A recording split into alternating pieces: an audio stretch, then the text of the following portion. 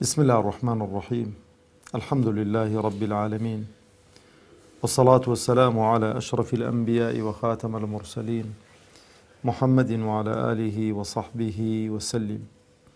ربنا اغفر لنا ولإخواننا الذين سبقونا بالإيمان ولا تجعل في قلوبنا غلا للذين آمنوا ربنا إنك رؤوف رحيم آمين. برایانی بەڕێز و خۆشەویست، خۆشحاڵم کە لە حەڵقەیەکی تر بە خزمەتتان دەگەمەوە و خوازیارم خوای پەروەردگار تەبارەک و تەعالە ئەو بەرنامەی توێشووی ڕوح بکاتە توێشووی حەسەنات و چاکەکانمان، و خوای پەروەردگار تەبارەک و تەعالە تەرازووی چاکەکانمانی پێ قورسکە، عاقیبەت خێرمان بکە، سەربەرز و سەرفرازی دنیا و قیامەتمان بکە، بە موسڵمانی بمان ژێنێ، بە موسڵمانی بمان مرێنێ، بە موسڵمانی زیندیمان بکاتەوە. خۆشەویستان، لە حەڵقەی ڕابردوو باسی ئەو چوار ژەهرە کوشندەیەم کرد کە تووشی دڵی ئینسان دێتن و دڵی ئینسان بەرگەی ئەو ژەهرانە ناگرێتن و دەبێتە مایەی لە بەینبردنی دڵی ئینسان، وەکو پێغەمبەریش عەلەیهی سەڵات وسەلام فەرمووی پارچەیەک لە لاشەی ئینسان ئەگەر بۆ خوا بسوڵحێ، هەموو پارچەکانی دیکە و هەموو ئەعزاکانی دیکە بۆ خوا دەسوڵحێن، بەڵام ئەگەر ئەو پارچەیە تێک چوو و هەموو ئەعزاکانی دیکە ئینسان تێک دەچن، ئەویش دڵە. و لەوانەیە هەندێک کەس لای سەیر بێ کە زوبان یان فضولی کەلام زۆر بڵێی وەکو کوردەواری خۆمان دەڵێەوە زمان کوتان لە هەموو شتێکی کە یەکەم ژەهرە تووشی دڵی ئینسان دێ، یەکەم نەخۆشیە تووشی دڵی ئینسان دێەوە ئەو ئینسانەی تووشی هیلاکەت و لە بەینچوون دەکا. برا بە ڕێزەکانی خۆ، طبعاً خوای پەروەردگار نیعمەتی زۆرن بەسەرمانەوە. خوای گەورە دەفەرمێوە ئین تەعودوا نیعمەت الله لا تحصوها. ئەگەر نیعمەتەکانی خوا بژمێرن بەخوا پێتان ناژمێر دەرێتن. یەکێک لەو نیعمەتە هەرە گەورانە زوبانی ئینسانە، یەکێک لەو نیعمەتە هەرە گەورانە کە خوا بە قسمەتی کردوین زوبانە. ئەو زوبانە پارچە گۆشتێکی گچکەیە، بەڵام بەهەشت و جەهەنەمی لەسەر تەڕەتوب دەکەن ئەگەر ئینسان لاڵ نەبێتن. ئەگەر ئینسان لاڵ نەبێ، چونکە ئەگەر لاڵ بوو قسەی پێنەکران ئەوە بە حەرەکات ئەوەی کە لە دڵیدایە دەری دەبڕێتن. بەڵام ئەگەر لاڵ نەبوو، زوبانە کە کەلیمەی تەوحید بە زوبان دێنیتن، دەبی گوێت لێبیتن بڵێ ئەشهەدو ئەن لا ئیلاهە ئیلا الله و ئەشهەدو ئەنە محەممەدە ڕەسوول الله، پێی داخلی ئیمان دەبێت. و زوبانیشە کە کوفری پێدەکرێت و بێڕێزی پێدەکرێت و خۆی مستحەقی ئاگری دۆزەق دەکا هەر بە زوبان. کەواتە زانایان ڕەحمەتی خۆیان لێبێ جوانیان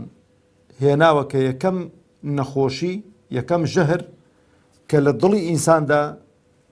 چەکەرە دەکا، لە دڵی ئینساندا بڵاو دەبێتەوە، لەبەر چش خۆشەویستانی خۆم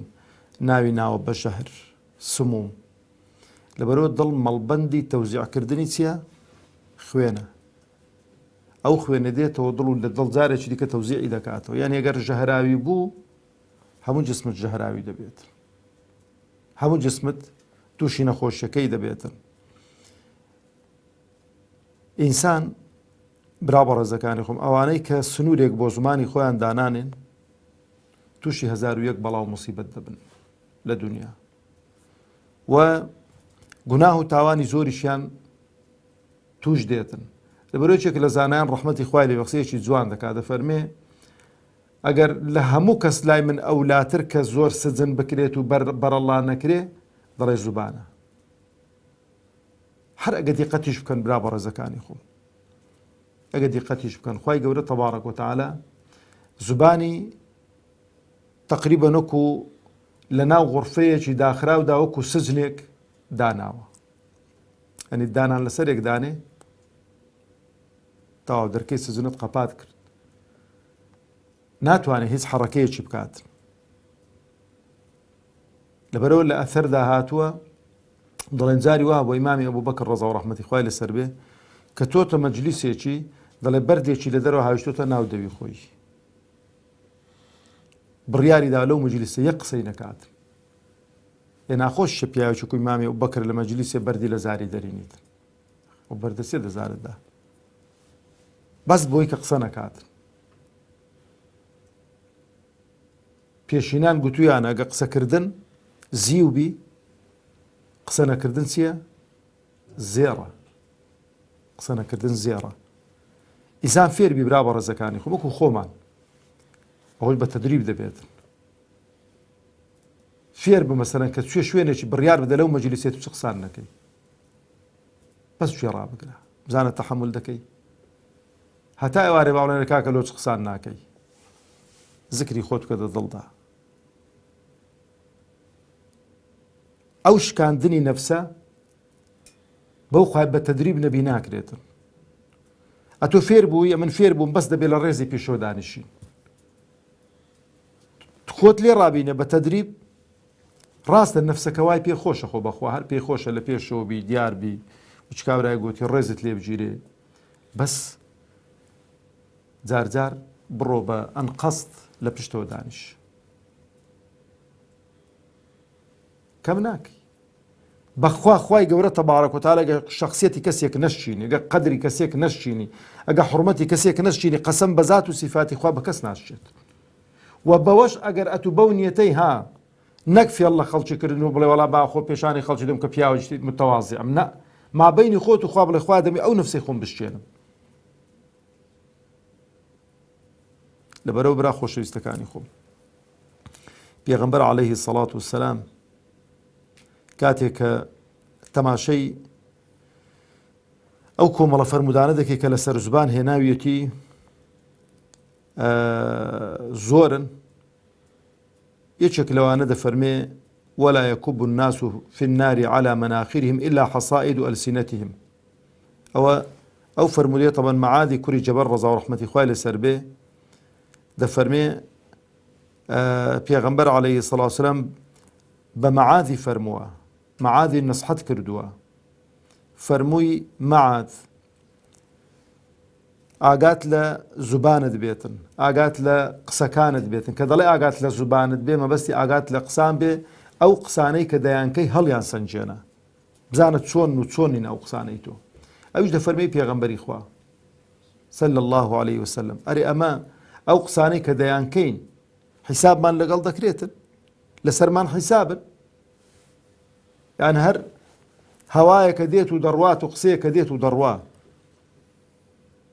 فەرمووی پێغەمبەر عەلەیهی سەڵات وسەلام هەل یەکب الناس في النار على وجوههم أو قال على مناخرهم إلا حصائد ألسنتهم معاد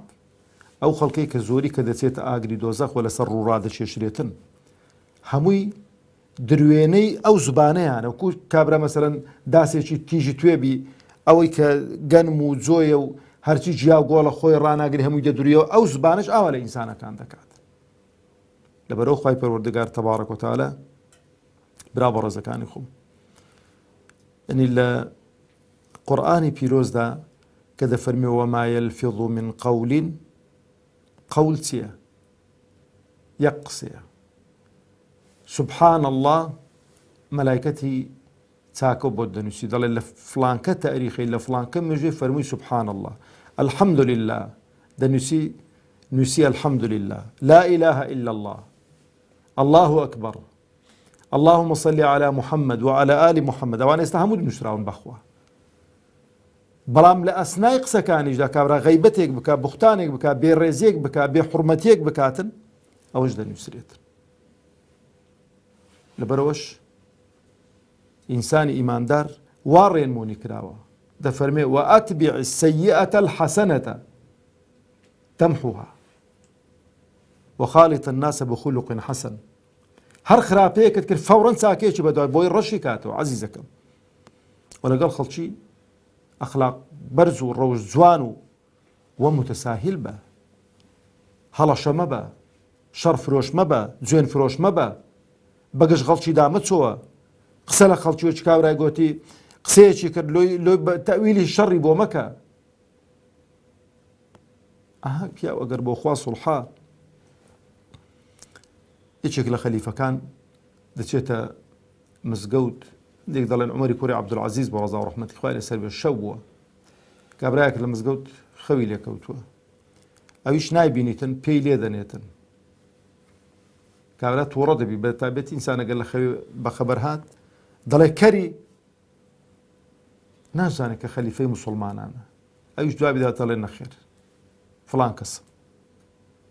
ئەوانەی کە لە دەوروبەرینی تووڕە دەبن دەڵێ بۆ تووڕە دەبن، پرسیارێکی لێ کردوم وەڵامم داوەتەوە. ئەها چەند خۆشە، بەخوا هەر گەورایەتەکەی خۆی هەر مابوو، هەر خەلیفەی جارانە، هەر پیاو چاچی جارانە. ئەدی ئەگەر پێچەوانە بە خوا نەخواستا ها زۆر خراپە. کابرا مەسەڵەن غەیبەتی کردو جوێنی پێداوە قسەیەکی ناژێریتی وەڵڵاهی ئەو قسەی کە تو دەکەی ئەگەر ئەمن وابم خوا خێرت بنووسی ئینشاڵڵا خۆم چاک دەکەم، ئەگەر واشنم کوڕە خوا عەفوت کات و گەردەنت ئازابێت. ئەتوەرە با بەس ئاوا معاملە لەگەڵ یەک دیکە بکەین، بزانە داخوا هیچ کێشە و مشکلەمان یعنی لەو پەڕی تووڕە بووندا بە کابراایەک ئاوا بە مولاتەفە و ئاوا وەڵامت داتەوە بزانە داخوا هیچ دروست دەبێتن، هیچ دروست نابێت. ئەوجا خۆشەویستانی خۆم، پێغەمبەر عەلەیهی سەڵات وسەلام فرمودەی زۆرن. یەکێک لە فرمودەکانی دیکە سوفیانی کوڕی عەبدوڵڵای ثەقەفی ڕەحمەتی خوای لێبێ دەفەرمێ فەرمووم ئەی پێغەمبەری خوا لە شتێک لە من دەترسی، ینی بڵێ لە شتێک زۆر لە من دەترسی کە من هاوڵی تۆم سەحابەی تۆم لە خزمەتە تۆدام. دەفەرمێ هذا وأخذ بلسانه، دەفەرمێ ئەلەو زبانە لێت دەترسێم، وە زبانی خۆی گرت فەرمی ئەو زبانەی خۆت ئاگا لێ بێت. ئەوجا پێغەمبەر عەلەیهی سەڵات وسەلام عوقبەی کوڕی عامر ڕەزا و ڕەحمەتی خوای لەسەر بێ دەفەرمێ فەرمومەی پێغەمبەری خوا سەرفرازی و نەجات لە چدایە؟ ئینسان کو سەرفراز دەبێ، کو ڕزگار دەبێ، ڕزگاربوون لە چدایە؟ فەرمووی ئەمسک عەلەیکە لیسانەک، فەرمووی زمانی خۆت بگرە. سەرکەوتن و سەرفرازی و نەجات لەوەیدایە، ئاگات لە زمانی خۆت بیت. بەو خودای برا بە ڕێزەکانی خۆم ئەو زوبانەیە لێ ناگەڕێ کە سوحوفی ئەعمالمان قەڵەباڵغ بێ بە چاکە و بە حەسەنە. شەیتان لۆتەوە دەکات جا خۆ قسانەی دەکەی وایە، هیچ ئیشکالی لەسەر نییە. بەس لەو مقابلۆر تەماشای شەرعکە ئەگەر واش بی باسیەکەی غەیبەتە. غەیبەتی شەزانن چییە؟ ها کەبائیرە، گوناهی گچکە نییە. غەیبەت گەورەترە لە نەزەر برام، غەیبەت گەورەترە لە نەزەر، غەیبەت گەورەترە لەوەی بچی لەبەر دەرچی هەموو بازاڕەکان ڕاوەستی تا بەیانی، لە بەیانی تا ئێوارەی هەر ئافرەتە چات ئاوا تەماشەیکەی و هەرچی کە ئافرەتی دنیا تەماشەیکەی ناکاتە غەیبەتێک، کە غەیبەت کەبائیرە. ئەو کەبائیرە دەبێت تۆبەیەکی چاچی نەسوحی لێ بکەی. بەڵام گوناهی سەغائیر بەچوونە مزگەوت و هاتنە دەرەوە لە مزگەوت و دەست و نوێ شۆردن و سوبحان الله و الحەمد لله و لا إله إلا الله و استەغفر الله دەڕۆن ئەو گوناها گچکانە. ئەو قسەی من بۆی نییە خوا نەخوازە تەشجیع بکرێن و بچین ئەو گوناهانە بکەین، نا، چونکە گوناه ئەگەر کردت تەماشە مەکە گچکەیان گەورەیە. گوناه گوناهی بەدوودادێ، گوناه ڕادەچێشیتن. چۆن چاکە چاکەی ڕادەچێشی فەضائیلی دروست دەکا، ئاواش گوناهی گچکەت کرد، گوناهی گچکەتر ئەو جارێ جورئەتت پەیدا دەبێ گوناهی گەورەش دەکەی. بۆ ئێستا ئێمە ئاوا غەیبەتمان لابۆتە ئەوکو نقڵ و وەکو شتێکی خۆش، چونکە بەڕاستی خۆ لە گوناهی گچکە ناپارێزین، ئاگامان لە گوناها گچکەکان نییە. گوناها گچکەکان کەڵەکە بوون، گوناهی گەورەشمان لای احتیادی بووە. بەر هەندێک دایکی ئیمانداران ڕەحمەتی خوای لێبێ بە تابعیان دەفەرمێ هەندێک شت ئەنگۆ ئێستا کە دەیکەن وەڵڵا ئەمە بە گوناهی گەورە تەماشەمان دەکرد. هەندێک شت کە ئێوە دەیکەن لاتانی احتیادیە، ئێمە بە گوناهی گەورە تەماشەمان دەکرد لە سەردەمی پێغەمبەری خوا عەلەیهی سەڵات وسەلام. ئەو جەبرا بە ڕێزەکانی خۆم، پێغەمبەری خوا عەلەیهی سەڵات وسەلام دەفەرمێ من کانە، گوێ بدەن ئەو فەرمودەی هەمووتان گوێتان لێ بووە، بەڵام با بەدڵ گوێی لێ ڕاگرین و فکریشی لێ بکەینەوە. دفرمي من كان يؤمن بالله واليوم الآخر هر کەسێک ئیمانی بەخوا و بە ڕۆژی دواییە ئیمانێکی ڕاستەقینە فليقل خيرا أو ليصمت جا تەماشەکە ئەوڕۆ چکە فەیسبووکەکە واقع دەبێ باسی کەی فليكتب خيرا أو ينتهي يعني أو يسكت هر کەسێک ئیمانی بەخوا و بە ڕۆژی دواییە پێغەمبەرمان دەفەرمێ عليه الصلاة والسلام طبعا فرمود بخاري رواياتي او فرمود بخاري رواياتي كردو رضا ورحمتي خوالي لسر بيت هر کەسێک ئیمانی بەخوا و بە ڕۆژی دواییە دەفەرمێ کە دەزانێ خوا حەقە و هەیە و محاسەبەت دەکا و ڕۆژی دواییشێ لێپرسینەوە و سزا و پاداشت لەوێن دەرەوەردەگیرێتەوە یان بە قسەی چاک بکە فليقل خيرا أو ليصمت یان با بێدەنگ بیت باباری خۆی قورس نەکات مەڵێ وەڵام من لە کاروانی بەجێ ماوم و خەڵک جوینان نادا لە فەیسبووکی با میشەندێک جوینان بدەم بەخوا ئیوای ئاوایە قەسەم بەخوا چیشی نییە تەماشاکە بازارەکەی گەرمە لەسەر بابەتێکی ئەویش بەبێ ئەوەی کە ئاگای لە هیچ شتێکی هەبێتن ئاگای لە حرد ئەمن جارێکی چکە دەرسەکان عامن نامێ باسی هیچ شتێکی ئەو بکەم بەڵام بابەتێکی گەرم بوو لە فەیسبووکی مامۆستایەکیش سەردانم کرد نەخۆشیان هەبوو دیار بوو هەندی گەرم بوو ئەمیش گۆ مامۆستا و ئەلحەمدوللە مامۆستایی کە دەبێ مامۆستا جیاواز بێ لەگە خەڵکی دیکە دەبێت بە بەرچاوڕوونی قسام بکات دەبێت بە دەلیل و بەڵگە و مستەم ئەو بابەتە جەنابەت لێی شارەزای ئەزانی ئەو بابەتەی هەر ناوەڵڵا ئەزانی ئەوەی ناوەڵڵا ئەزانی ئەوەی ناوە ئەدی گوت مامۆستا چۆن جەنابەت ڕێ بەخۆ دەدەی ئەو هەموو قسانە بکەی کە هەمووی بەهوتان و هەمووی هەڵبەسترا و یعنی دوایە دەی مەسەڵەن غار دەی داوای لێبردن لە فڵان کەسی بکەی و دەستی ماچکەی پێڵاوی ماچکەی بۆی گەردنێت ئازاکە ئەوە ڕەوای حەقا ناوەڵڵا برا خۆشەویستەکانی خۆم با بڵێن فڵان کەس نزانید و کەلیمان بنووسیت بەخوا ئەوە باشترە بۆمان با بڵێن فڵان کەس سەری لە هیچ شتێک دەرناچی بەخوا ئەوە باشترە بۆمان با بڵێن فڵان کەس کۆرە هەر بزر بوو کۆرە با ئەی بزر بی چاک بەس مهم وی لای خوای گەورە بزر مەبە لای خوای گەورە بزر مەبە لە مزگەوتەکان بزر مەبە کە باسی ئەوانەی کە ذکر دەکەن لەوێ بزر مەبە ئەوانەی کە زۆر قورئان دەخوێنن لەوێ بزر مەبە لەوێن دەرێ باوجودت هەبێ لەبەر هەندێش تەماشە دەکەی ئەوانەی کە بابەت و مابەت دەنووسن زوو وەڕەس دەبن بۆ چکە تەماشە دەکا لۆ خەڵکی دەکا خەڵکی کە لایکانی بۆ کەم دەکاتن کابرا معنەویاتی دادەبەزێت و پاداش دەکەی تەواو نادەنەوە خەسیرە الدنیا والآخرە ئەو جەبرا بەڕێزەکانی خۆم آخر فرمودەمان پێغەمبەری خوا عەلەیهی الصەڵاتو وەسسەلام ئەبوو هورەیرە بۆمان دەجێڕێت و دەفەرمێ جێم لە پێغەمبەری خوا بۆ عەلەیهی الصەڵاتو دەفەرمێ إن العبد ليتكلم بكلمة ما يتبين فيها يزل بها في النار أبعد ما بين المشرق والمغرب والله دەفەرمێ ئینسانی وایە کەلیمەیەک دەڵێ قسەیەک دەکا بەڵام گوێشی ناداتی ئەو قسەیەدا خۆ چۆنە و چۆن نییە لێی ورد نابیتەوە دەڵێ بەقەدەر نێوان ڕۆژ ئاوا و ڕۆژ هەڵات و ڕۆژ ئاوا ئەوەندە بەناو ئاگری دۆزەخدا دەچێتە خوارەوە خوا پەناماندا لەسەر یەک کەلیمەی لەسەر یەک قسەی کەواتە یەکەم نەخۆشی یەکەم ژەهر چییە؟ زۆر قسەکردن و وەگوێنەدانی هێشتا بابەتەکە ماوە دەمێ ئەو بابەتانە چکە ئەو چوار نەخۆشی ئەگەر خۆمان لێ پاراست دڵ و دەروونمان ساغ و سەلیم و ساف دەبێ و دڵ و دەروونمان ئاسوودە دەبێ و تام و چێژ و لەزەت لە ئەو عیبادەت و خواپەرستی دەکەین کە دەیکەین خوا بە قسمەتمان بکە والسلام عەلەیکم ورحمة الله وبركاته.